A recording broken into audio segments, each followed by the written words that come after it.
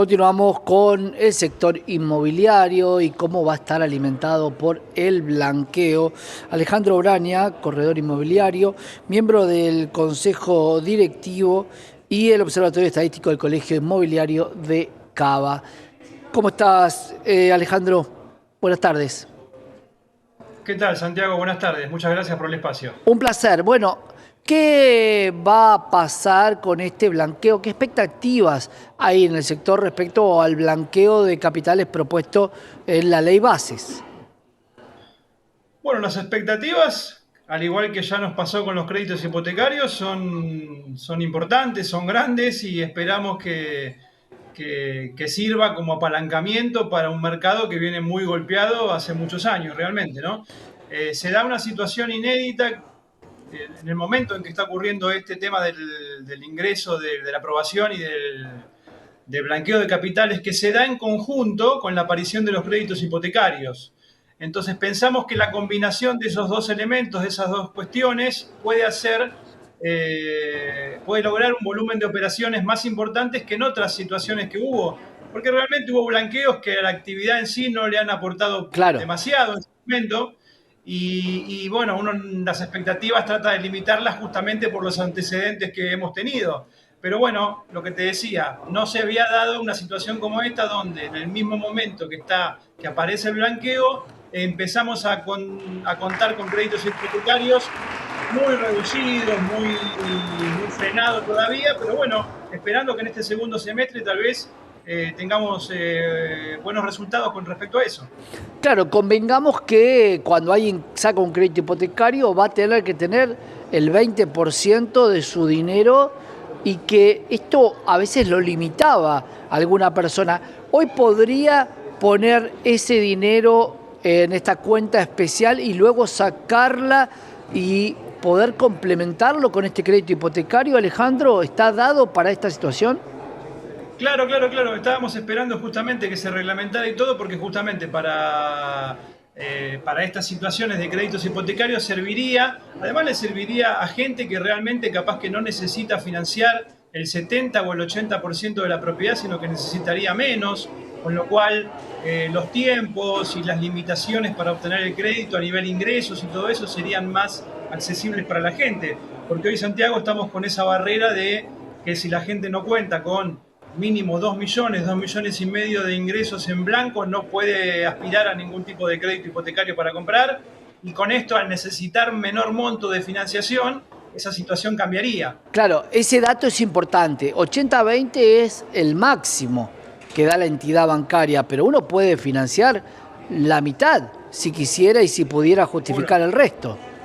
Claro, claro, claro, tal cual, pero como vos bien decís, hay gente que tal vez tiene un dinero que no lo tiene justificado, por así decirlo, y esto le viene en la combinación que te decía antes, podría servir y ser muy útil para, en la conjunción de ambas herramientas, poder avanzar con las operatorias de créditos, que realmente, Santiago, ustedes tendrán los datos también, están muy, muy acotadas, o sea, no se ha movido. Estamos esperando realmente que esto empiece a mejorar un poco, a pesar de aquella medida del 7 de junio, de evitar el tema del parking y toda esa Claro, situación que ya me, era hiper necesaria para poder empezar a hablar. A pesar de todo, no hay muy pocas, mínimas operaciones se están realizando realmente. Hay muchísimas consultas, incluso han hablado del Banco Nación, 2.500 consultas por día, pero en concreto casi nada. 145 el último dato de mayo de hipotecas en la ciudad de Buenos Aires, por ejemplo, y estamos esperando los datos de ahora a ver qué pasa, pero está muy tranquilo por ese lado.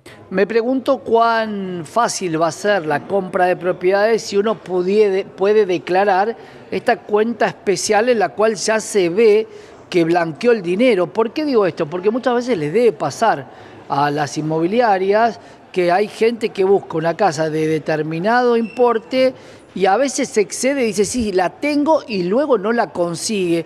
¿Qué pasa en ese sentido? ¿Se da mucho en este sector?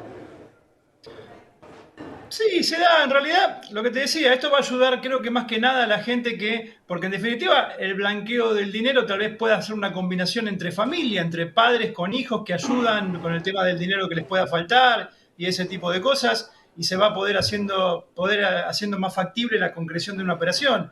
Pero bueno, estamos iniciando toda esta actividad. Imagínate, Santiago, que recién se reglamentó hoy el tema del blanqueo. Supimos también que se puede, a diferencia de otras veces, que se puede utilizar el dinero del blanqueo para adquirir inmuebles de pozo o hasta el 50% de construcción en avanzada, no más del 50%, pero cosa que en otro era únicamente para propiedades usadas, los blanqueos anteriores a veces. Entonces eso puede servir para empezar a mover un poco el mercado. Respecto a los créditos UBA, para cerrar, se reactivó un poco más, teniendo en cuenta que el tipo de cambio se está movilizando y bastante. ¿Cuál es el plazo que están teniendo las entidades bancarias para manejar la carpeta de alguien que pide un crédito UBA? Las entidades en general lo que piden es que la reserva que se tome que al tomador del crédito, comprador, sea por lo menos de 60 días. ¿Sí? Lo que pasa es que, como te decía, no hay prácticamente operaciones concretadas, con lo cual hablar de tiempos no podemos todavía, pero sí tenemos ese mínimo de 60 días que exigen los bancos para cualquier tipo de operatoria. Un detalle importante es que también las reservas tienen que sí o sí estar hechas en dólares estadounidenses, porque hay gente que a veces pide una reserva en pesos o que se la hagan en pesos, porque no pueden, sino con esa reserva en pesos, después acceder a esa compra de dólares MEP, por así decirlo, que es la única forma de habilitada para poder acceder a esos dólares a través de una compra con crédito hipotecario. Entonces se exigen que sea por 60 días y en dólares estadounidenses el monto de la operación. Clarísimo, Alejandro. Vamos a ver cómo siguen las estadísticas con estas dos posibilidades que pueden sumarse. Gracias.